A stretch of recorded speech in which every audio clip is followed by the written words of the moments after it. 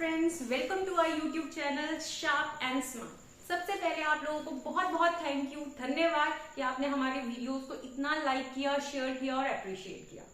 अब हमारी पिछले कुछ वीडियोस के बाद हमें बहुत सारे डीएम्स आ रहे थे कि मैम और सर आप इतने इजी तरीके से हमें समझाते हो, जनरल टॉपिक्स को तो समझा ही रहे हो, तो हमारे सब्जेक्ट के टॉपिक्स को भी समझाओ, तो स्पेशली केमिस्ट्री और मैथ्स, बिकॉज दोनों चीजें ऐसी हैं जिसे रट्टा लगाकर हम बिल्कुल नहीं कर सकते। तो उनकी रिक्वेस्ट थी कि इसको भी बहुत इजी तरीके से खेल में थोड़ा सा आप समझा दें ताकि हमें हमारे एग्जाम्स में इजी हो जाए। इसीलिए आज हम लोग लेकर आए हैं क्लास 9th का केमिस्ट्री का पहला चैप्टर, जिसका नाम है मैटर इन आवर सराउंडिंग्स।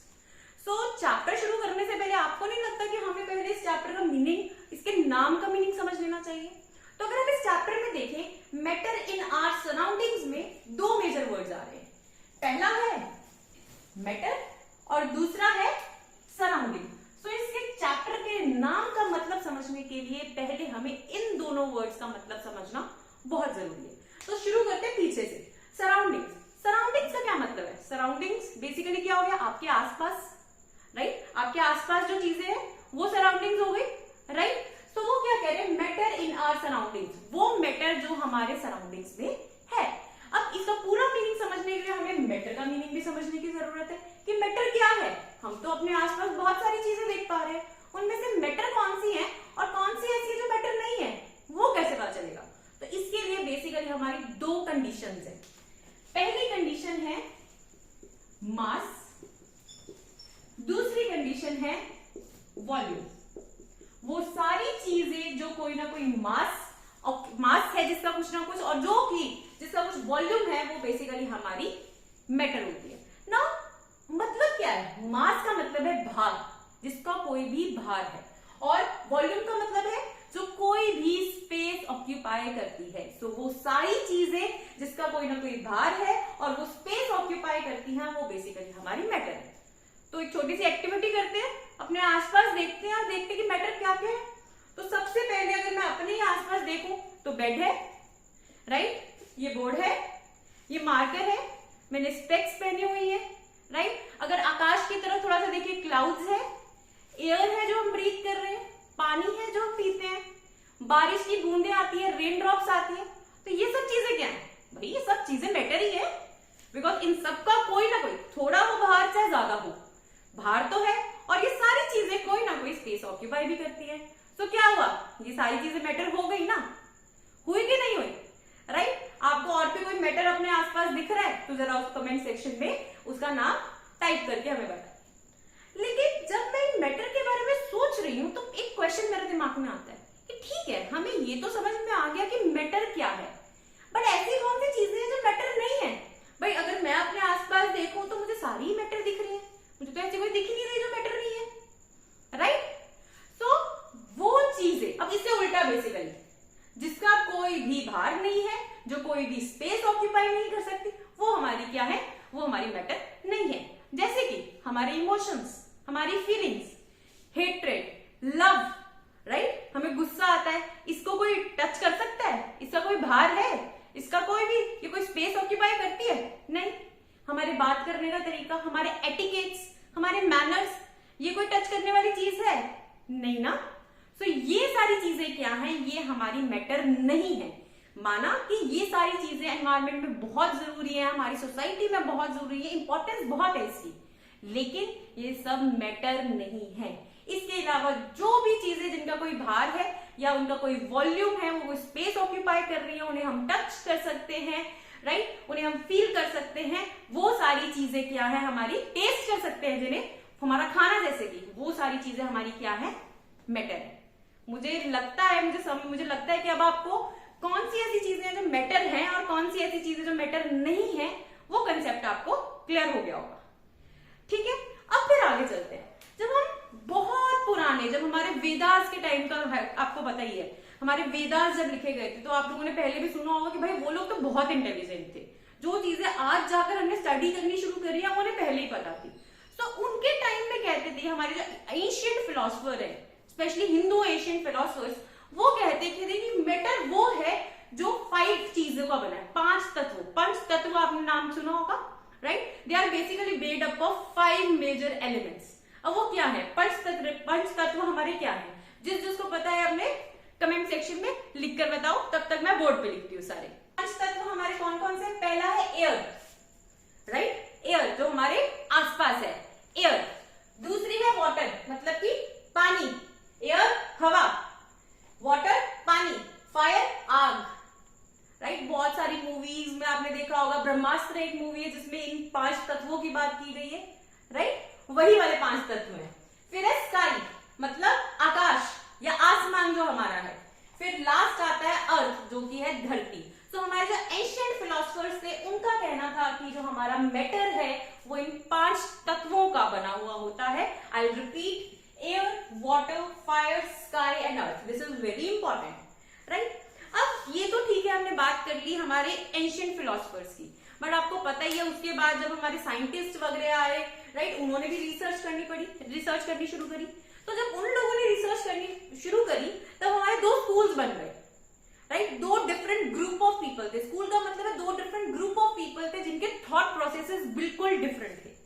पहला स्कूल कहता था कि जो मैटर है वो एक ही चीज है, वो किसी चीजों का बना नहीं हुआ है, वो पूरी एक सॉलिड एक ही चीज है। अगर ये पेन है तो ये सॉलिड एक ही चीज है, वुड है तो वो सॉलिड एक ही चीज है, पानी की बूंद है तो वो एक ही चीज है, राइट। उनका कहना था कि मैटर एक ही चीज है, वो फर्दर किसी छोटी छोटी चीजों से नहीं बना हुआ है। जबकि जो दूसरा स्कूल था उनका कहना था कि जो मैटर है वो बहुत ही छोटे छोटे छोटे पार्टिकल्स से मिलकर बना हुआ होता है। तो ऑफ कोर्स जो हमारा पहला स्कूल था वो गलत प्रूव हो गया था, और हमारा जो दूसरा स्कूल था उन्होंने बहुत सारे एक्सपेरिमेंट्स किए जिनके थ्रू हमें पता चला कि यस, हमारा जो मैटर है वो बहुत ही छोटे छोटे पार्टिकल्स से मिलकर चलो, तो अब हम बात करते हैं characteristics of these particles of matter. मैंने आपको पहले ही बताया कि हमारे बेसिकली हम जो मैटर के पार्टिकल्स होते हैं उसको साइंस की लैंग्वेज में, केमिस्ट्री की लैंग्वेज में एटम्स बोलते हैं। मैंने आपको अभी अभी बताया, राइट। सो अब हम बोलेंगे कि उन जो पार्टिकल्स हैं, जो मैटर के वो जो पार्टिकल्स हैं छोटे छोटे, बिल्कुल छोटे छोटे छोटे छोटे, उनके कैरेक्टरिस्टिक्स क्या है। लेकिन कैरेक्टरिस्टिक्स शुरू करने से पहले ना एक और आपको इंटरेस्टिंग फैक्ट बताती हूँ। आप सब लोगों को, हम बच्चों को भी बारिश बहुत पसंद होती है ना। तो बारिश की बूंदें आपने देखी होंगी कितनी छोटी सी होती है, राइट। सो जब हम, ये साइंस में एज अ फैक्ट है कि एक जो बारिश की बूंद है, 1 रेन ड्रॉप, उसके अंदर कितने पार्टिकल्स होते हैं? कोई इमेजिन कर सकता है कितने हो सकते हैं?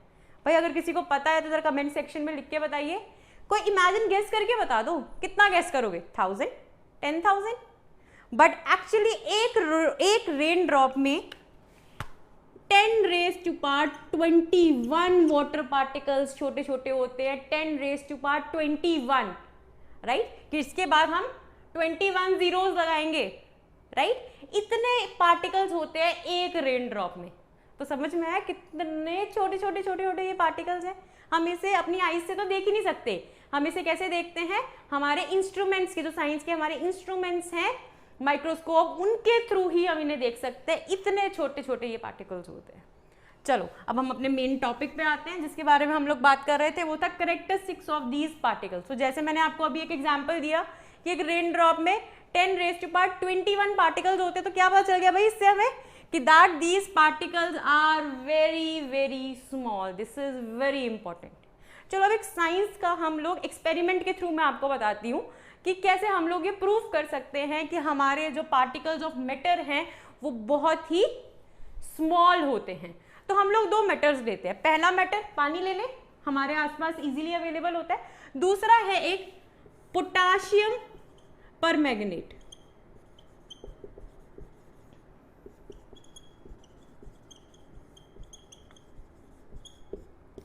पोटाशियम परमैंगनेट, ये पर्पल कलर का होता है, राइट। तो हमने क्या करना है, हमने एक बीकर ले लेना है ग्लास का, या कोई भी जार सा आप ग्लास का ले लीजिए, जिसमें आप 90 ml वाटर ले लीजिए। इसको 90 ml वाटर से भर दीजिए, राइट। फिर इसके अंदर आप थोड़े से पोटाशियम परमैंगनेट मिक्स कर दीजिए। तो ये जो पानी है इसका कलर क्या हो जाएगा? पर्पल हो जाएगा। ठीक है, 2 चीजें थी, एक हमने 2 मैटर्स लिए, राइट, वो डिसॉल्व हो गए, वो तो समझ में आ गया, राइट। एक मैटर हमने लिया वाटर, दूसरा मैटर हमने लिया पोटाशियम परमैंगनेट, और हमने उसको मिक्स कर दिया। मिक्सिंग ऑफ 2 मैटर तो हो गए। बट अब हमें ये कैसे पता चलेगा कि भाई बहुत छोटे छोटे पार्टिकल्स का बना है।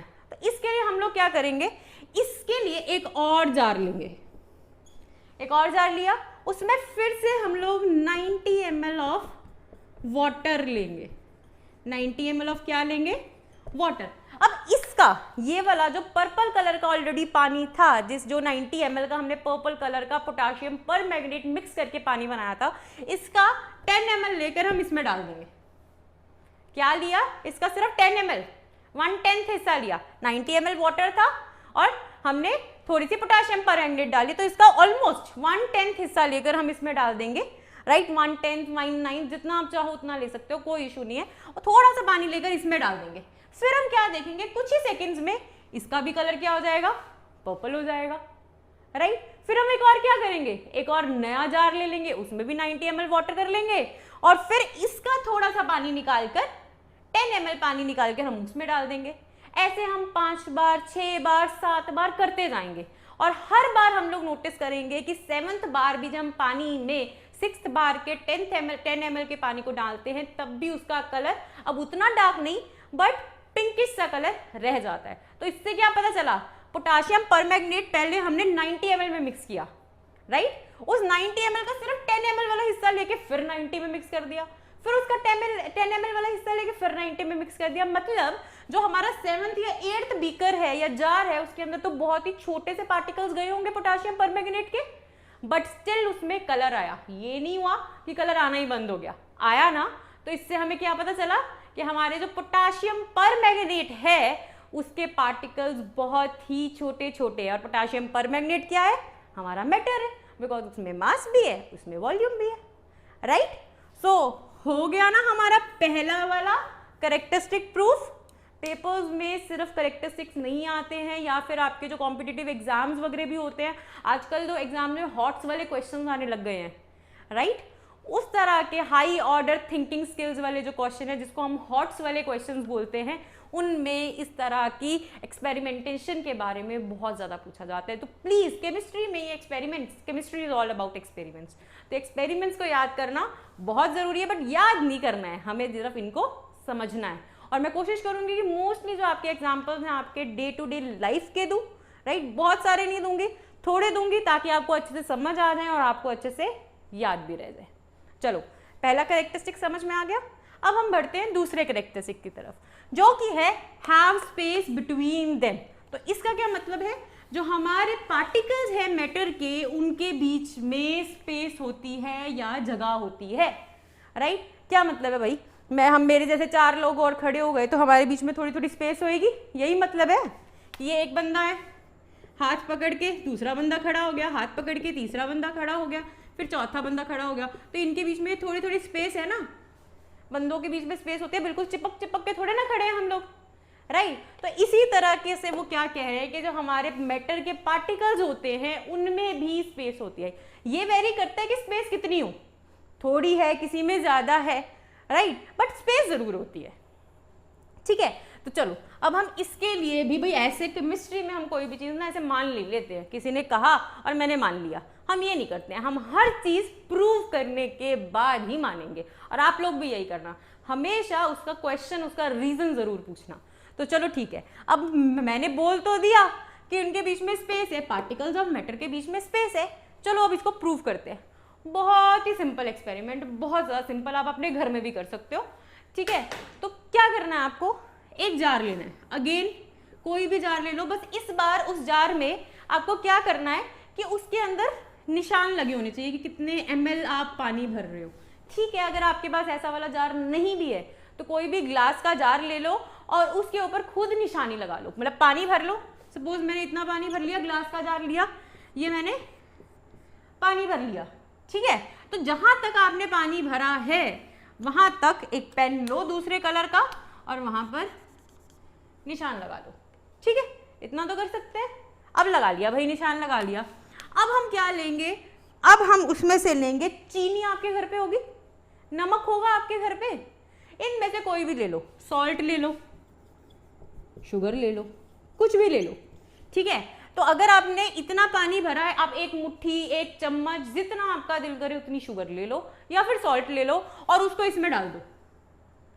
सपोज आपने 50 ml पानी लिया है, सपोज नहीं भी आपके पास ml वाला चीज है कोई बात नहीं, तो भी चलेगा। हम तो सिर्फ एक्सपेरिमेंट करके देखना चाहते हैं, चीजों को समझना चाहते हैं, नहीं है बट घर पे करके जरूर देखना, ठीक है। ये हमने कर लिया, इसमें हमने 2 चम्मच भाई शुगर डाल दी या फिर सॉल्ट डाल दिया, ठीक है।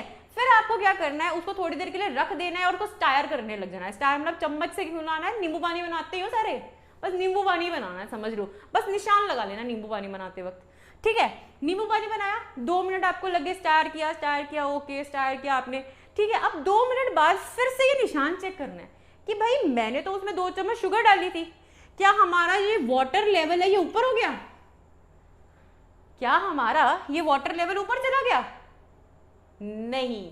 यही आप चीज नोटिस करोगे कि आप चाहे 2 चम्मच चीनी डाल दो, चाहे आप 4 चम्मच चीनी डाल लो, फिर भी आपका जो ये वाटर का लेवल है जब वो मिक्स हो जाते हैं, जब दोनों के पार्टिकल्स मिक्स हो जाते हैं एक दूसरे के अंदर, तब आपका वाटर लेवल सेम ही रहता है। तो इससे हमें क्या पता चला कि पानी के, अगर मैं आपको थोड़ा सा और इसको डिटेल में बताऊं, तो जो पानी था उसके पार्टिकल्स थे ऐसे ऐसे ऐसे ऐसे ऐसे, उसके पार्टिकल्स थे पूरे उसमें, राइट। ये जो ब्लैक कलर में दिखा रही हूँ ये मैं पानी के पार्टिकल्स जस्ट एक समझाने के लिए आपको दिखा रही हूँ, ऐसे ही नहीं होते हैं, ठीक है। तो ये पानी के पार्टिकल्स थे। अब इसके अंदर हमने क्या किया, मैंने डाली है शुगर के पार्टिकल्स, मैं रेड कलर के पेन से दिखा रही हूँ। तो शुगर के पार्टिकल्स यहाँ पर आकर इनके बीच में, जब हमने इनको स्टायर किया तो इनके बीच में आकर यहाँ पर सेटल हो गए, जिसकी वजह से जो हमारा लेवल हमने मार्क किया था उसके ऊपर कोई असर नहीं पड़ा, जिससे कि प्रूव होता है कि जो हमारे मैटर होते हैं उसके बीच में स्पेस है। पानी के जो पार्टिकल, मैटर के पार्टिकल्स थे उसमें स्पेस थी, उसी स्पेस को किसने कवर कर लिया, आपके शुगर या सॉल्ट के पार्टिकल्स ने। तो आ गया समझ। ये चीजें तो आप रोज देखते होगे, रोज गर्मियों का टाइम है, अभी नींबू पानी तो सबके घर में रोज बनता होगा। आप जब बाहर से पढ़ के वापस आते होगे, खेल कूद के वापस आते होगे, तो मम्मी क्या ग्लूकॉन डी या नींबू पानी पिलाती है, ग्लूकॉन डी के साथ करके देख लो भाई, ये वाला एक्सपेरिमेंट, सेम ही रिजल्ट आएगा। तो इससे हमें क्या पता चल गया कि हमारे जो पार्टिकल्स हैं मैटर के, उनके बीच में स्पेस होती है, राइट। चलो ठीक है, अब हम चलते हैं हमारे थर्ड कैरेक्टरिस्टिक के ऊपर, राइट। तो हमारा थर्ड कैरेक्टरिस्टिक क्या कहता है कि जो हमारे पार्टिकल्स हैं मैटर के, वो हर वक्त घूमते या मूविंग कंडीशन में होते हैं, राइट। मूव मतलब जैसे मैं अभी पूरी वीडियो बनाते वक्त इधर से उधर घूमती रहती हूँ, फुल्ली एक्टिव रहती हूँ, राइट। आप लोग भी पढ़ते वक्त थोड़ी बहुत मूवमेंट कर ही लेते हो, थोड़ा सा उठ के पानी पी लिया, चिप्स खा लिया, मुझे पता है करते ही रहते हो। तो इसी तरह से जो हमारे जो पार्टिकल्स है ना मैटर के, वो भी शांत नहीं बैठ सकते, वो भी हिलते रहते हैं। कोई ज्यादा हिलता है, कोई कम हिलता है, बट सारे अपनी जगह पर ऐसे ऐसे ऐसे ऐसे हिलते रहते हैं। चलो भाई, अब हमें इस चीज को भी प्रूफ करना है। भाई कह दिया मैम ने तो हम मानेंगे नहीं, हमें तो प्रूफ करना है। चलो ठीक है, फिर से आपके घर में जो आपकी मम्मा रोजमर्रा में चीजें करती है, उसी से हम लोग इसका एग्जाम्पल, वैसे मैंने थोड़ी देर पहले भी ऐसा ही एग्जाम्पल, सेम एग्जाम्पल लिया था, बट अब इसके कंटेक्स्ट में जब आपको समझाऊंगी तो ज्यादा समझ में आएगा। तो आपकी मम्मा रोज घर में सुबह शाम पूजा करती है, राइट। सुबह सुबह उठाती भी आपको पूजा की घंटी से ही होंगी। तो हमारे इंडियन फैमिलीज में पूजा के साथ हम अगरबत्ती बहुत, वो जिसमें बहुत अच्छी सेंस आती है ना, फूलों से बनी हुई अगरबत्ती बहुत चलाते हैं। तो मम्मी मंदिर में पूजा कर रही होती है, बट स्मेल मेरे कमरे तक आ रही होती है। भाई कैसे आ रही है वो स्मेल आपके कमरे तक, राइट। कैसे आ रही है वो स्मेल आपके कमरे तक? इसीलिए आ रही है क्योंकि वो जो मैटर है, जो अगरबत्ती की सेंस स्टिक है, उसके जो पार्टिकल्स हैं, जब वो धुएं में कन्वर्ट हो जाते हैं तो वो क्या करते हैं, मूव करते रहते हैं। और जो एयर भी है उसके पार्टिकल्स भी मूव करते रहते हैं। तो वो एयर के पार्टिकल्स उस अगरबत्ती के इसेंस के पार्टिकल्स को कैरी करके कहां तक ले आती है, हमारे कमरे तक। तो समझ में आया ना, अगर वो मूव ही ना करते तो वो मम्मी के पास ही रह जाते, बस हमें तो उठाते ही नहीं वो अच्छी अच्छी स्मेल, राइट। तो अगरबत्ती की जो स्मेल है जो मूव करती है। अनदर एग्जाम्पल, रोज खाना बनाते तो हम बोलते हैं ना, मम्मी आज तो खाना बहुत टेस्टी बना लगता है। तो किससे पता चलता है हमें? खाने की स्मेल से। वो खाने की स्मेल कैसे पहुंची?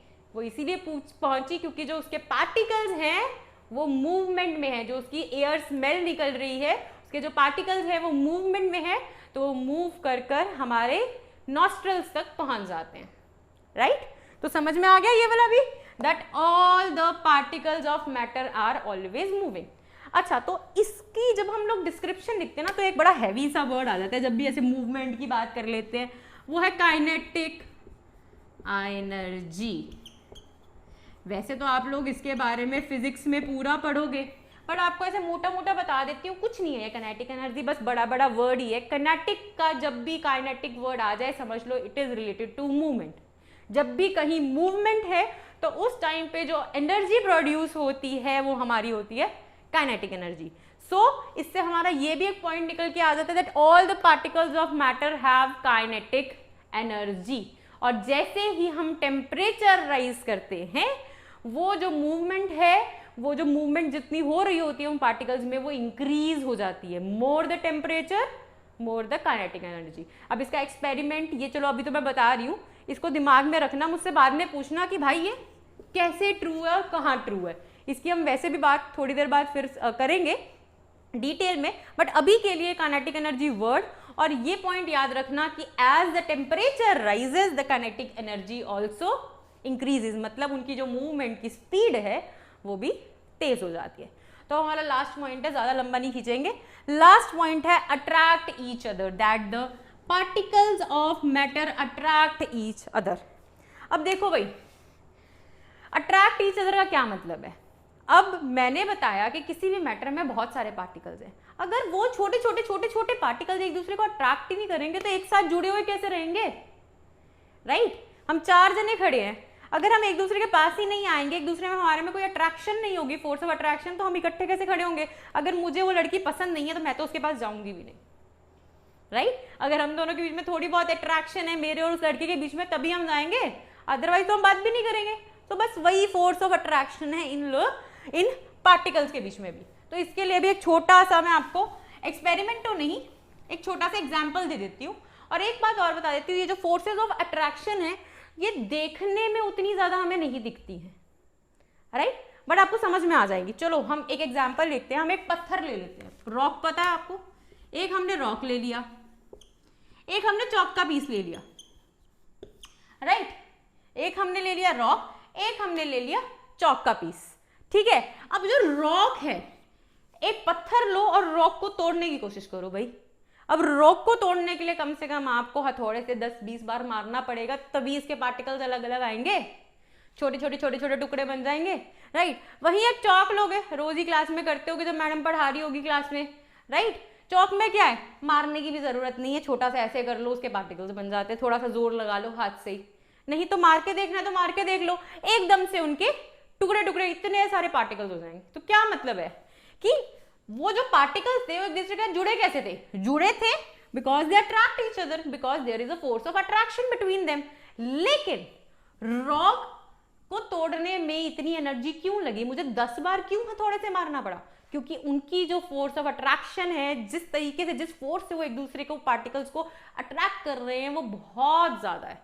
जहां की अगर हम चौक की बात करें तो उनके बीच में जो अट्रैक्शन थी वो बहुत लूज थी, कम थी, इसीलिए मैंने एक बार थोड़ा सा जोर लगाया और वो टूट गए, right.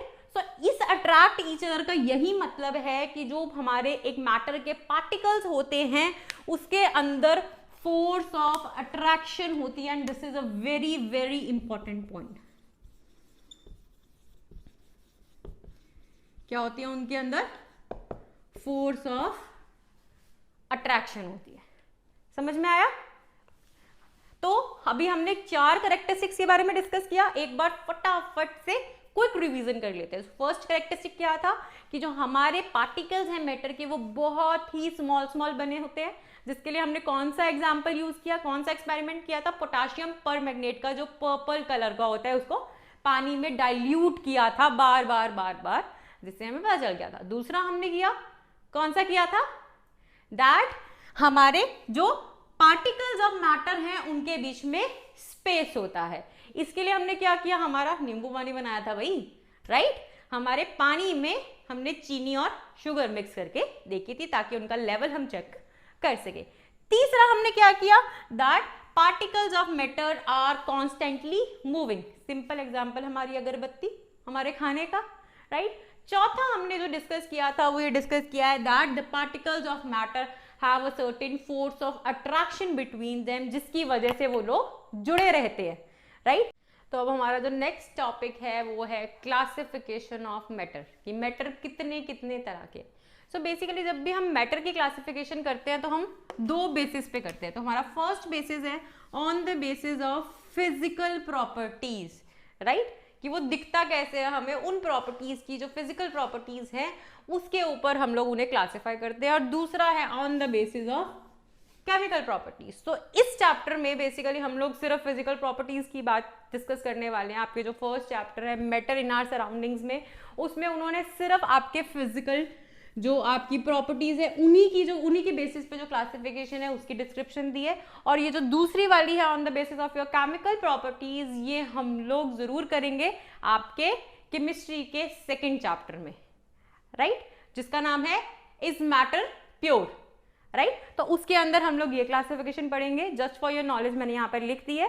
So on the basis of physical properties ये डिवाइडेड है 3 टाइप्स में, right. So first is solid, liquid and gases. अब आप बोलोगे मैम ऊपर से तो इतना डिफिकल्ट शुरू किया था, एंड में आके आप सॉलिड लिक्विड गैसेस पे आ गए, जो कि बहुत इजी है। अगर किसी को नहीं भी इजी लगता है तो मैं बता रही हूँ बहुत इजी है ये, सॉलिड, लिक्विड एंड गैसेस। अगर आप पहले बोलोगे basically it is 3 states of any matter, लिख देती हूँ यहाँ पर, these are basically what, states of any matter. और केमिकल प्रॉपर्टीज के बेसिस पे हमने इसे फर्दर 3 टाइप्स में डिवाइड किया है, जो कि है हमारे एलिमेंट्स, कंपाउंड्स एंड मिक्सचर्स, जिसको हम लोग अपने डिस्कस करेंगे सेकेंड यूनिट में। अब हम बात करते हैं, पहले ऊपर से थोड़ी सी आपको एक्सप्लेनेशन दे देती हूँ कि सॉलिड, लिक्विड एंड गैसेस क्या हैं। अगर आप थोड़ा सा रिवाइंड में जाओगे तो हम लोगों ने अभी डिस्कस किए थे कैरेक्टरिस्टिक्स, राइट। उसमें हमारा एक पॉइंट था, सेकंड पॉइंट, कि हर एक जो पार्टिकल्स होते हैं मैटर के उसके बीच में स्पेस होती है। और फोर्थ पॉइंट डिस्कस किया था कि उनके बीच में कुछ फोर्स ऑफ अट्रैक्शन होती है। सो बेसिकली जो आपके 3 स्टेट्स ऑफ आपके मैटर बने हैं ये इन्हीं 2 प्रॉपर्टी से मिले हैं, कि बेसिकली किसी भी मैटर में जो पार्टिकल्स जो उसके होते हैं, मैटर के पार्टिकल्स, उनके बीच में कितना स्पेस है और कितनी उनकी फोर्स ऑफ अट्रैक्शन है, उसके बेसिस पे उनको हम लोग डिवाइड कर लेते हैं सॉलिड, लिक्विड और गैसेस में। अगर बहुत ज्यादा जो उनके पार्टिकल्स हैं वो क्लोज हुए हैं, बहुत क्लोज पड़े हैं, तो हम उसको क्या कहेंगे, तो हम उसको कहेंगे सॉलिड। अगर उनके बीच में थोड़ा सा डिफरेंस है तो हम उसको क्या कहेंगे, उसको हम कहेंगे लिक्विड। अगर वो बहुत ही ज्यादा दूर है तो हम उसको क्या कहेंगे, गैसेस। छोटा सा ऐसा करते हैं, डायग्राम ड्रॉ करके देख लेते हैं, राइट। इसको इरेज कर रही हूं बिकॉज हमें इसको पढ़ना ही नहीं है, तो हम इसकी बात करते हैं। तो अगर हम सॉलिड है, कोई एग्जांपल ले, सॉलिड है तो उसमें वो ऐसे बिल्कुल चिपक के खड़े हुए हैं कि भाई स्पेस बहुत ही कम है और इन दोनों पार्टिकल्स के बीच में भी फोर्स ऑफ अट्रैक्शन बहुत ज्यादा है। सो वो क्या हो जाते हैं, हमारे सॉलिड्स हो जाते हैं, राइट। जब वहीं पर इसी में हमारी थोड़ी बीच में स्पेसेस हैं, ऐसे जुड़ के नहीं लगे हुए हैं, थोड़ी ऐसे बीच में स्पेसेस हैं, और इन 2 पार्टिकल्स में फोर्स ऑफ अट्रैक्शन है उनमें अट्रैक्शन, बट इतनी नहीं है जितनी सॉलिड में थी, तो वो हमारे क्या हो जाते हैं, लिक्विड्स। और फिर जो गैस है उसके तो भाई बहुत ही दूर हैं, ऐसे दूर पड़े हुए हैं, अट्रैक्शन है पर बहुत ही ज्यादा कम। तो ये हो जाता है हमारे 3 डिफरेंट स्टेट्स, या फिर हमारी classification of matter on the basis of physical properties. अब भाई सबसे मुश्किल जो रट्टा लगाते हुए जिसको मैंने बच्चों को देखा है ना, वो इनकी प्रॉपर्टीज है भाई, कि भाई सॉलिड की क्या प्रॉपर्टीज है। भाई बुक में क्या है, 7-8 पॉइंट्स लिखे हुए होते हैं, अब वो याद नहीं रहते हैं बच्चों को, ये सॉलिड का था या ये लिक्विड का था या ये गैस का था। तो अब हम इसे किस तरीके से स्टडी करेंगे, अब हम इसे स्टडी करेंगे on the basis of comparison, right. चलो अब हम डिस्कस करते हैं प्रॉपर्टीज जो हमारी ये 3 स्टेट्स ऑफ मैटर थी, सॉलिड्स, लिक्विड एंड गैसेस। तो इस साइड पे मैंने आपके सारी वो प्रॉपर्टीज लिख दी है। तो कौन कौन सी प्रॉपर्टीज के बेसिस पर हम इनको जज करेंगे, या कौन कौन सी प्रॉपर्टीज हम इनकी याद करेंगे। पहली है शेप, दूसरी वॉल्यूम, तीसरी कंप्रेशन, चौथी डेंसिटी, कितनी डेंस है वो, राइट। पांचवी है उसकी फ्लूइडिटी, फ्लो करने की उसकी कैपेसिटी कितनी है, और छठी है फोर्सेस ऑफ अट्रैक्शन, जो हम ऑलरेडी डिस्कस कर चुके हैं, राइट। सो पहली है शेप, राइट। कोई भी सॉलिड चीज है, चौक है, रॉक है, आपका बेड है, ये मार्कर है, तो क्या इनकी शेप है ना कोई चीनी है, राइट? हर चीज की कोई ना कोई शेप है. So yes, they have a definite shape. So they have definite shape. जबकि अगर हम लिक्विड की बात करें, पानी, दूध, राइट? लिक्विड में यही आ गया ना, पानी, दूध. तो इसको क्या है, कभी मम्मी आपको सिलेंड्रिकल शेप के ग्लास में पानी दे देती है, कभी गेस्ट आ रहे हैं तो वाइन वाले ग्लास में भी दे देती है, राइट? इसको आप रेक्टेंगल शेप के किसी ग्लास में डाल लो, वो तो जो शेप ग्लास की होगी वो उसी के सामने ढल जाएगा. पानी का तो यही है ना, जिस शेप का हम लोग कंटेनर ले रहे हैं वो उसी के हिसाब से हो जाता है. सो इसकी नो शेप, इसकी खुद की लिक्विड की कोई भी शेप नहीं होती है. Same with gas. भाई किसी भी बैलून लेना है, डिफरेंट शेप्स के बैलून आते हैं ना, कभी आप हैप्पी बर्थडे वाला बैलून ले आते हो तो उसके अंदर गैस हैप्पी बर्थडे की शेप ले लेती है.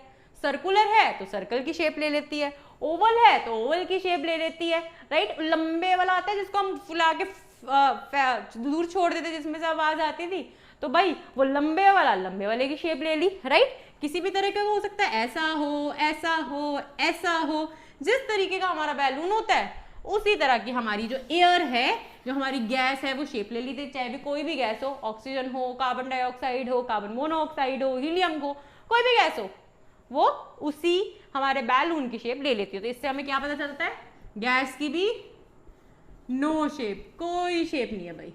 ठीक है, तो पहला करेक्टरिस्टिक तो बहुत इजीली समझ में आ गया, शेप. अब आपको कोई रट्टा मारने की जरूरत है, कोई रट्टा मारने की जरूरत नहीं है. जस्ट ये याद रखो कि कौन से 3 स्टेट्स ऑफ मैटर है, और दूसरी तरफ आपने क्या याद रखना है भाई, कि कौन सी प्रॉपर्टीज के बारे में हमको डिस्कस करना है, राइट? फिर कुछ नहीं है, कॉमन सेंस यूज करो, एग्जाम्पल याद रखो और हो गया काम, राइट? चलो, अब नेक्स्ट पॉइंट है वॉल्यूम. मैंने पहले वॉल्यूम का आपको मैटर के टाइम पे क्या समझाया था, कि स्पेस कैसी ऑक्यूपाई कर रहे हैं, राइट? सो जो सॉलिड्स होते हैं उनका वॉल्यूम होता है. हाँ जी भाई, सॉलिड्स का तो वॉल्यूम होता ही है, एक फिक्स्ड वॉल्यूम होता है. So yes, they have fixed volume, right? जैसे कि उनकी एक फिक्स्ड डेफिनेट शेप होती है, इसी तरह से उनका एक फिक्स्ड वॉल्यूम भी होता है. अगर हम लिक्विड की बात करें तो भाई वॉल्यूम तो लिक्विड का उतना ही रहता है ना, चाहे आपने उसे इस तरह के कंटेनर में डाल दिया, राइट?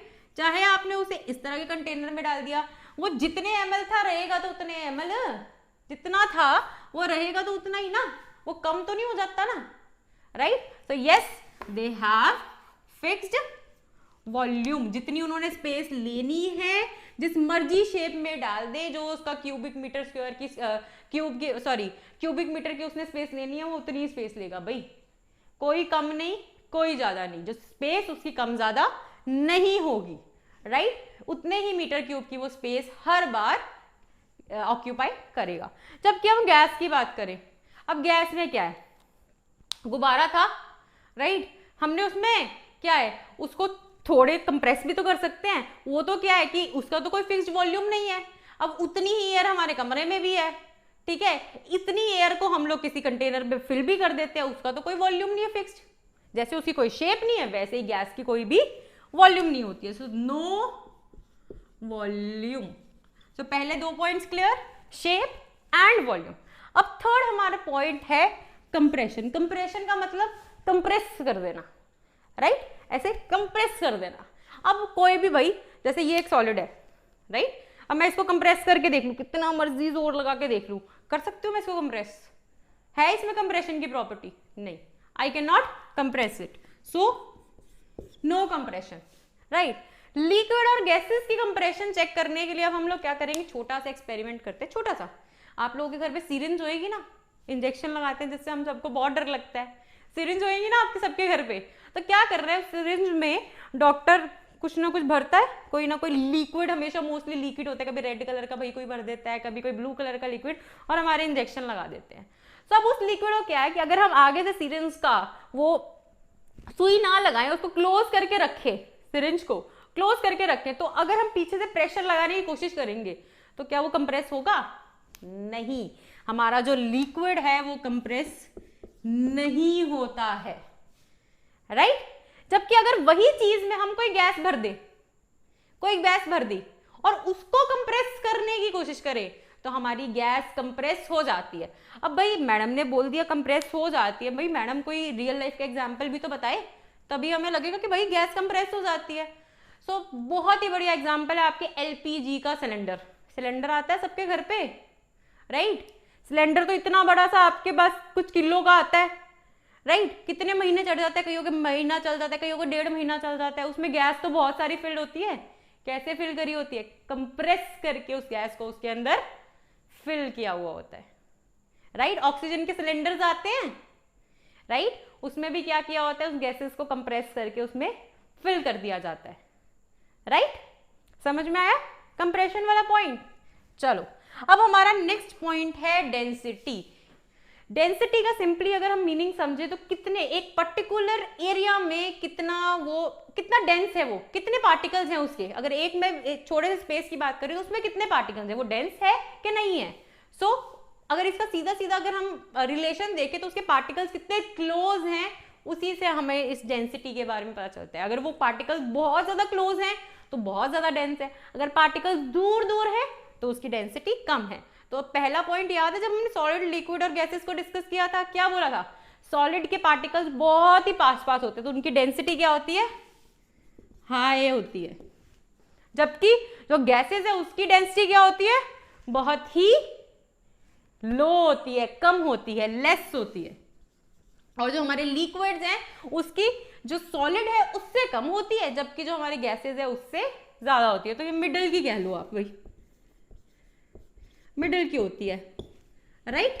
अंडरस्टूड? अब हमारा फिफ्थ पॉइंट है फ्लूइडिटी। फ्लूइडिटी मतलब कोई भी चीज फ्लो कर जाती है, राइट? तो अब सॉलिड है, जो सॉलिड है जैसे आपका चौक है या आपका कोई पत्थर है, वो फ्लो करता है? नहीं ना, पार्टिकल्स अलग अलग हो गए, फ्लो तो करना शुरू नहीं करते। So solid do not have the property of fluidity. No, it does not flow, right? It does not have the property of fluidity. जबकि पानी है, पानी तो बहता है ना, right? So yes, it has property of fluidity. Basically जो fluidity का कंसेप्ट है वो यूज ही हमारे लिक्विड्स के लिए होता है। जबकि अगर हम गैसेस की भी बात करें वो भी भाई फ्लो हो जाती है, दे फ्लो इजीली, राइट? अब लास्ट पॉइंट है, ये हम ऑलरेडी डिस्कस कर चुके हैं, फोर्सेस ऑफ अट्रैक्शन। तो सॉलिड के अंदर फोर्सेस ऑफ अट्रैक्शन बहुत ज्यादा हाई होती हैं, राइट? वेयर एज लिक्विड के अंदर एज कंपैरिजन टू सॉलिड कम होती है, बट गैसेस के कंपैरिजन भी ज्यादा होती है। सो वही सेम पॉइंट मिडल वाली होती है। और जो हमारी गैसेस है उसके अंदर बहुत ही लो होती है फोर्सेस ऑफ अट्रैक्शन। अब एक क्वेश्चन आता है कि भाई ये सॉलिड, लिक्विड, गैसेस जो हैं इनकी जो प्रॉपर्टीज है इतनी डिफर क्यों कर रही हैं? Why they are so different? वो डिफरेंट है बिकॉज जो हमने 4 कैरेक्टरिस्टिक्स पढ़े थे मैटर के पार्टिकल्स के, वो डिफरेंट हैं, राइट? वो जो पार्टिकल्स के कैरेक्टरिस्टिक्स थे वो डिफरेंट है। उनके डिफरेंट होने की वजह से जो हमारा हर मैटर है वो एक दूसरे से थोड़ा बहुत डिफर करता है। और मेजरली हमने उसे 3 पार्ट्स में डिवाइड कर दिया है, सॉलिड, लिक्विड एंड गैसेस। और इनकी जो प्रॉपर्टीज है कहां से आ रही है majorly? These properties are coming from the characteristics of particles of matter, और कहीं से नहीं आ रही है। अगर आपको वो 4 कैरेक्टरिस्टिक्स याद हैं तो आप इजीली सॉलिड, लिक्विड्स और गैसेस को भी बहुत इजीली समझ सकते हो।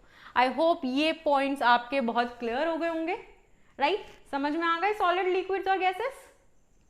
कमेंट करके बताओ समझ में आ गए तो यस बोलो, ताकि मुझे भी पता चले कि आपको समझ में आ गए हैं। और कोई डाउट है तो उसे कमेंट सेक्शन में लिख दो। तो अभी हमने क्या डिस्कस किए थे? प्रॉपर्टीज। अब हमने प्रॉपर्टीज डिस्कस करते हैं ना तो कुछ ऐसे कंफ्यूजिंग क्वेश्चंस आ जाते हैं एग्जाम में, जिसके जो हमें भी ना ऐसे सोचने पे मजबूर कर देते हैं। है कुछ नहीं, है बहुत इजी, लेकिन एक बार में जब पहली बार में कोई हमसे पूछ लेता है या एग्जाम में आ जाते हैं ना तो हम घबरा जाते हैं। तो उन कुछ कंफ्यूजिंग से क्वेश्चन के आंसर देख रहे हैं। तो पहला है question related to rubber band. अब रबर बैंड हम लोग सब बालों वगैरह में लगाते हैं, हर चीज में। तो भाई रबर बैंड तो सॉलिड है, सॉलिड है ना रबर बैंड। तो सॉलिड तो क्या कहता है कि सॉलिड चीज की एक डेफिनेट शेप है, so it can not change the shape. लेकिन जब हम इसको जोर से दोनों तरफ से खींचते हैं तो ये शेप चेंज कर लेता है भाई, राइट? तो ये कैसे है? अगर वो शेप चेंज कर लेता है तो वो सॉलिड कैसे है? अगर वो सॉलिड है तो उसको शेप चेंज नहीं करनी चाहिए भाई, ये तो कंफ्यूजिंग हो गया ना। तो वो शेप चेंज जब करता है, अगर आप थोड़ा सा दिमाग लगाओ तो रबर बैंड जब है वो शेप चेंज कब करता है? जब हम उस पर फोर्स लगाते हैं, एक्सटर्नल फोर्स, अपने आप तो नहीं कर रहा ना, हम क्या कर रहे हैं, उस पर एक्सटर्नल फोर्स लगाते हैं जिसकी वजह से वो अपनी शेप चेंज करता है। तो इसका क्या मतलब है कि है तो वो सॉलिड, उसमें फोर्सेस ऑफ अट्रैक्शन है, लेकिन जब हम एक्सटर्नल फोर्स लगाते हैं तो वो फोर्सेस ऑफ अट्रैक्शन थोड़ी सी एक्सटेंड हो जाती है, और जैसे ही हम वो फोर्स लगाना बंद करते हैं वो वापस उसी पोजीशन पे आ जाता है। तो उस टाइम पे उसकी as a solid shape change नहीं हो रही है, उसकी शेप चेंज क्यों हो रही है? Due to external force that we are applying. तो हुआ तो वो सॉलिड ही ना, राइट? अब ऐसे ही दूसरा एक कंफ्यूजिंग आता है, सॉल्ट एंड शुगर। भाई हमारी किसी की मम्मा शुगर को ग्लास के सर्कुलर जार में रखती है, किसी की मम्मा छोटी कटोरियों में रखती है, कोई डिफरेंट शेप साइजेस में रखती है, तो शुगर और सॉल्ट का शेप कैसे सेम हुआ? है तो वो सॉलिड, है तो ये सॉलिड। अगर सॉलिड है तो इनकी डेफिनेट शेप होनी चाहिए, वही पिछली वाली बात। अरे तो भाई ये तो देखो कि सॉलिड पूरा एक साथ एक शेप लेता है, कितने सारे पार्टिकल्स होते हैं उसके अंदर, राइट? एक अगर आप एक शुगर का दाना देखो या एक सॉल्ट का दाना देखो तो उसकी तो एक डेफिनेट शेप ही है ना बाबा, राइट? वो सॉलिड है, वो एक जो शुगर का दाना है, सॉल्ट का दाना है, उसकी तो डेफिनेट शेप है। ये तो हमने क्या किया, बहुत सारे शुगर के दानों को इकट्ठे करके फिर उसमें डाल दिया। क्यों कर दिया? ये क्यों चेंज हो रही है? क्योंकि वो बहुत ही छोटे छोटे हैं। अब भाई ऐसे तो क्या ही है, आप बहुत सारे बंदों को भी एक के ऊपर चढ़ा दोगे तो शेप तो चेंज हो ही जाएगी उनकी, लेकिन वैसे एक बंदे की शेप तो सेम ही है, तो वो तो सॉलिड ही है, राइट? इसी तरीके से सॉल्ट और शुगर के केस में बस प्रॉब्लम इतनी है कि सॉल्ट और शुगर के जो दाने होते हैं ना वो छोटे बहुत होते हैं, तो जब बहुत ज्यादा मिलियंस ऑफ दानों को हम कलेक्ट कर देते हैं तो वो डिफरेंट डिफरेंट शेप्स ले लेते हैं, जो भी हमारे जार्स होते हैं उनकी। लेकिन अगर हम उसके एक दाने की बात करें तो उसका एक डेफिनेट शेप और डेफिनेट साइज ही होता है, जिसकी वजह से वो क्या है, एक सॉलिड है। चलो अब हमारा जो लास्ट है वो स्पंज। भाई स्पंज तो हम अपने घरों में सब यूज करते हैं, राइट? स्पंज पकड़ा, जोर लगाया, वो क्या हो जाता है, कंप्रेस हो जाता है। भाई स्पंज तो सॉलिड है, हमने प्रॉपर्टीज में पढ़ा था कि उसमें कंप्रेशन नहीं होनी चाहिए, लेकिन वो तो कंप्रेस हो गया, हमने जोर लगाया वो कंप्रेस हो गया। बच्चे वो सॉलिड ही है, कंप्रेस वो क्यों हो रहा है? क्योंकि उसके जो डिफरेंट डिफरेंट पार्टिकल्स हैं उनके बीच में स्पेस बहुत ज्यादा, हमने जब उसको बनाया है पूरे स्पंज को, उसके डिफरेंट डिफरेंट पार्टिकल्स, उसमें स्पेस ज्यादा कर दी है। उस जो स्पेस है वो एयर जो उसके अंदर हमने रखी है, स्पेस नहीं, जो एयर हमने उसके अंदर रखी है उसकी वजह से वो कंप्रेस हो रहा है, राइट? है वो सॉलिड ही, बट कंप्रेस क्यों हो रहा है? उस एयर की वजह से। देखो जो हमारे आसपास जितने भी मैटर्स है ना, दे आर वेरी कॉम्प्लिकेटेड। हमने यहाँ पर एक बहुत ही सिंपल तरीके से उन्हें 3 हिस्सों में डिवाइड कर दिया, सॉलिड, लिक्विड, गैसेस, जिनकी प्रॉपर्टीज एक दूसरे से बहुत अलग अलग है।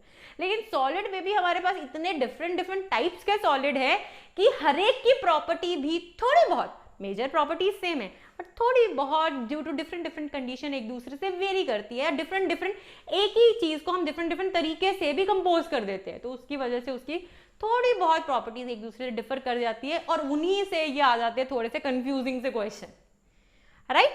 तो आई थिंक अब आपके कंफ्यूजिंग क्वेश्चंस ये जो हैं वो क्लियर हो गए होंगे।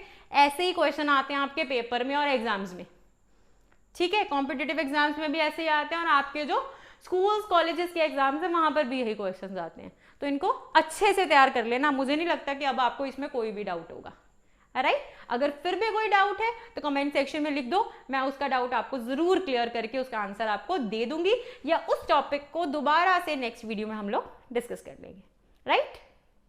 तो आज का अब हमारा लास्ट टॉपिक है आज के लिए। ऑलरेडी वीडियो काफी लंबी चली गई आप लोगों को समझाते समझाते, तो आज का लास्ट टॉपिक है डिफ्यूजन। डिफ्यूजन मतलब डिफ्यूज होना, वो प्रोसेस, डिफ्यूज होने का प्रोसेस। अब डिफ्यूज का क्या मतलब है? मिक्स हो जाना, राइट? अगर हम सिंपल वर्ड्स में बिना डेफिनेशन की तरफ देखे हुए बात करें तो मिक्स हो जाना बेसिकली क्या है, हमारा डिफ्यूजन का प्रोसेस है।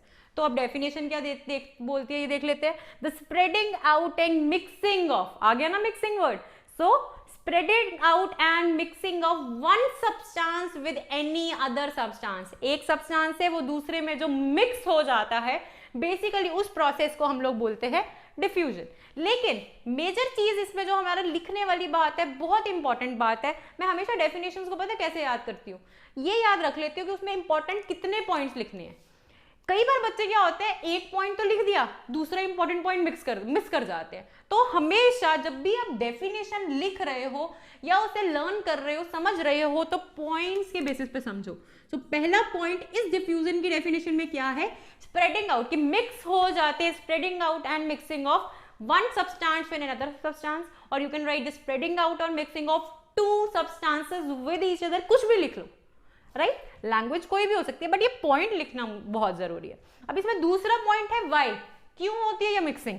ये मिक्सिंग होती है due to motion of the particles of these substances. ये तो दो सब्सटेंसेस हमने लिए, ये दोनों मैटर है, इन दोनों मैटर्स के अंदर कुछ ना कुछ of course very very small particles हैं, और मैंने आपको पहले ही बताया था कि ये जो पार्टिकल्स होते हैं ये हमेशा मोशन में होते हैं। तो वो जो पार्टिकल्स मोशन में होते हैं उसकी वजह से जब वो मिक्सअप कर देते हैं दो डिफरेंट मैटर्स, उसको हम लोग बोलते हैं डिफ्यूजन। अगर थोड़ा सा हम लोग रिवाइंड करें तो जब हमने ये पॉइंट बोला था characteristics of particles of matter में, तो हमने लिखा था the particles of matter, characteristic में the particles of matter are always in motion. तो इसको जस्टिफाई करने के लिए कौन सा एग्जाम्पल दिया था मैंने आपको, बताओ? मैंने आपको एग्जाम्पल दिया था अगरबत्ती का, राइट? लेकिन उसमें हम लोग क्या बात कर रहे थे कि अगरबत्ती की स्मेल और जो हमारी एयर है उसकी स्मेल एक दूसरे में डिफ्यूज हो रही थी, राइट? तो किसमें? गैसेस में डिफ्यूजन हो रही थी। लेकिन क्या सिर्फ गैसेस में डिफ्यूजन होती है? नहीं, all three states of matter they all do this process of diffusion. Solids में भी डिफ्यूजन होती है, लिक्विड्स में भी डिफ्यूजन होती है, और हमारे जो गैसेस हैं उसके अंदर भी डिफ्यूजन होती है। हाँ, बट जो रेट होता है, जिस रेट से डिफ्यूजन होती है वो डिफर करता है कि दो गैसेस तो भाई बहुत जल्दी एक दूसरे से मिक्सअप हो जाती हैं, लिक्विड्स मिक्सअप होने में फिर भी थोड़ा टाइम लगाती हैं, जबकि अगर दो सॉलिड्स की बात करें, जब उन्हें एक दूसरे को डिफ्यूज होना है तो उसमें कई बार सालों लग जाते हैं। दैट इज वाई ये वाला जो प्रोसेस है ये बहुत रेयर देखने को मिलता है। जो सॉलिड्स की डिफ्यूजन है वो बहुत ही रेयर देखने को मिलती है, बट होती है भाई। चलो अब इनके सबके हम एग्जाम्पल्स लेते हैं। तो हम लोग सबसे पहले उससे लेते हैं जो बहुत इजीली मिक्सअप हो जाती है, that is your gases. Start करते हैं गैसेस से, जिसका मैंने ऑलरेडी आपको अगरबत्ती वाला एग्जांपल दे दिया। अब हम बात करते हैं लिक्विड से। क्या भाई लिक्विड भी डिफ्यूज होते हैं? तो अभी तो बताया मैंने, शुगर डिफ्यूज नहीं हो जाती पानी में, या शुगर में तो चलो सॉलिड और लिक्विड एक दूसरे में डिफ्यूज हो रहे थे। यहां पे हम लोग बात करते हैं कि दो लिक्विड्स हो जाते हैं, तो पोटाशियम परमैंगनेट याद है, लिया था ना, 90 ml of water and 10 ml of potassium permanganate, तो हुए थे ना वो एक दूसरे में मिक्स, हुए थे ना। तो वो किसका एग्जांपल हो गया? Diffusion of liquids. अब सॉलिड्स की जब हम बात करते हैं तब आती है भाई थोड़ी सी कंफ्यूजन कि ये तो नहीं देखी है हमने, राइट? जो हमारी मिक्सिंग है सॉलिड्स की वो नहीं देखी है। चलो इसका भी एक एग्जांपल दे देती हूँ आपको, दो कभी ट्राई करके देखना आपके स्कूल्स में जो आपके चौक वाले बोर्ड्स होते हैं ना, ब्लैक बोर्ड्स, राइट, उसके ऊपर अपना नाम लिख के छुट्टियों पे पहले अपना नाम लिखाओ, या छुट्टियों में जाकर अपना नाम लिखाओ, और फिर छुट्टियों से वापस आकर उस नाम को देखना और उसे इरेज करने की कोशिश करना। नॉर्मली जितना हमारा फोर्स लगता है इरेज करने में, उससे कहीं ज्यादा इरेज करने में आपका फोर्स लगेगा। वो इरेज नहीं होगा पूरी तरीके से जब वो इतने दिनों तक लिखा हुआ होगा। चौक और ब्लैक बोर्ड, मतलब ब्लैक बोर्ड के ऊपर हमने चौक से मैंने अपना नाम लिख दिया, तो अगर मैं 15-20 दिन, महीने बाद जाकर उस नाम को इरेज करने की कोशिश करूंगी तो वो इजीली इरेज नहीं होगा। क्यों नहीं होगा? बिकॉज चौक जो एक सॉलिड है और जो बोर्ड एक सॉलिड है, दोनों में क्या हो गई है? डिफ्यूजन। इसी तरह से अगर हम दो मेटल्स को एक दूसरे के साथ ऐसे चिपका के बांध के सालों के लिए रख दे तो उन दोनों में भी डिफ्यूजन हो जाती है, उसे बाद में अलग करना मुश्किल हो जाता है। But yes, this process is very rare. आप नॉर्मली अपनी लाइफ में डिफ्यूजन ऑफ सॉलिड्स बहुत कम देखते हो, जबकि लिक्विड्स और गैसेस की तो भाई हम रोज ही देखते रहते हैं, राइट? इसलिए हमें ये ज्यादा दिखता है। बट कई बार एग्जाम में क्वेश्चन आता है कि does solids also go through the process of diffusion? तो इसका आंसर यस है। Yes, they go through, but they are very rare and they take a lot of time, क्योंकि उनकी फोर्सेस ऑफ अट्रैक्शन इतनी ज्यादा होती है कि उन्हें मिक्स होने में टाइम लगता है, उसके बीच में स्पेसेस बहुत कम होती हैं, सॉलिड्स में स्पेस कम होती है ना, तो उन्हें मिक्स होने में टाइम लगता है। सो ये था आपका टॉपिक ऑफ डिफ्यूजन। आज की वीडियो हम इतना ही करते हैं, ऑलमोस्ट हाफ जो आपका चैप्टर है मैटर इन आवर सराउंडिंग्स वो कंप्लीट हो गया है। इसके बाद आपकी जो स्टेट्स हैं वो चेंज कैसे होती हैं हम उसके बारे में बात करेंगे कि भाई सॉलिड से लिक्विड कैसे बन जाता है, लिक्विड से गैस कैसे बन जाता है, क्या सॉलिड से भी गैस हम डायरेक्टली बना सकते हैं, बना सकते हैं तो क्या, उन प्रोसेसेस को क्या बोलते हैं, ये सब चीज़ें हम एक अगली वीडियो में डिस्कस करेंगे, बिकॉज ऑलरेडी वीडियो आज की बहुत लंबी चली गई है और बहुत ज़्यादा मैं तो यही मानती हूँ कि भाई 30 to 40 मिनट ही बच्चा बढ़ सकता है, इससे ज़्यादा ना भाई उसका दिमाग नहीं चलता है। तो आज के लिए इतना ही है, इसको रिवाइज कीजिए, अगर कोई डाउट है तो कमेंट सेक्शन में कमेंट करके उस डाउट को हमें बता दीजिए, मैं उसे सॉल्व ज़रूर करूँगी। और अगर आपको लगता है कोई पार्ट आपसे छूट गया है तो इसको रिवाइंड करके देख लीजिए और अपना इतना कंसेप्ट क्लियर कर लीजिए, ताकि जब अगली वीडियो आप देखो तो इतना आपके माइंड में क्लियर हो। जब ये क्लियर होगा तो अगली वीडियो आपको और ज़्यादा अच्छे तरीके से समझ में आ जाएगी। तो प्रॉमिस कर रहे हो कि पढ़ के आओगे, कोई आपको ज़रूरत नहीं है, बस इस वीडियो को फटाफट से देख लो इजीली, इसके बाद आपको कोई बुक्स खोल के देखने की ज़रूरत नहीं है, सब आपको मेजर चीज़ें यहाँ पर बता दी गई हैं, तो और कुछ करने की ज़रूरत नहीं है। और अगर आपको ये वीडियो पसंद आए तो इसे लाइक करो और अपने बहुत सारे फ्रेंड्स के साथ जो भी 9th क्लास में हैं या जो भी 10th क्लास में भी हैं उनके साथ शेयर करो, ताकि उनके भी जो कंसेप्ट्स हैं वो अच्छे से क्लियर हो जाए। और हमारे चैनल को बेल आइकन को क्लिक करके इसे सब्सक्राइब कीजिए। Thank you.